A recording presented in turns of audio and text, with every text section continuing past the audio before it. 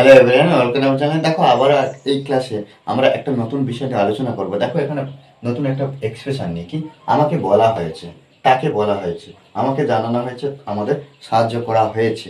দেখো এখানে কোনো কাজ হয়েছে বা হয়ে গিয়েছে বোঝাচ্ছে।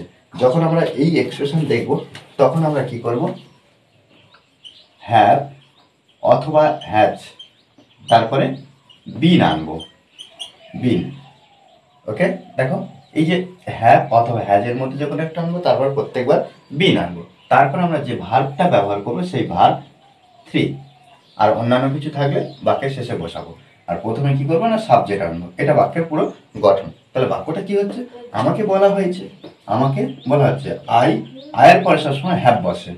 I have, I have bin, I have বিন কি বলা, বলা।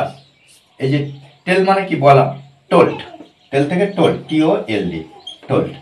আই হ্যাভ বিন টোল্ড, আমাকে বলা হয়েছে, তাকে বলা হয়েছে। এই যে আমরা হি ব্যবহার করবো, হি পরে has, he has been told. Okay, আমাকে জানানো হয়েছে, তাহলে I have been informed, informed.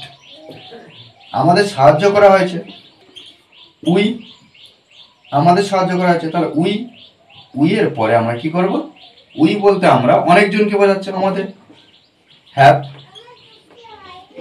Bin, help থেকে কি করব, হেল্প, হেল্প। তাহলে উই হ্যাভ বিন হেল্প, আমাদের সাহায্য করা হয়েছে। উই হ্যাভ বিন হেল্প, আমাদের সাহায্য করা হয়েছে।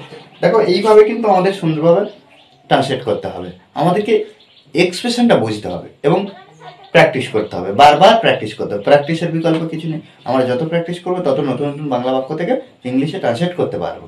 ওকে, আর এই ক্লাসটি যদি ভালো লাগে অবশ্যই লাইক কমেন্ট শেয়ার। আর যারা এখনো পর্যন্ত আমার চ্যানেলটি সাবস্ক্রাইব করেননি তারা অবশ্যই চ্যানেলটি সাবস্ক্রাইব করে পাশে থাকবেন। Okay, thanks for watching this video.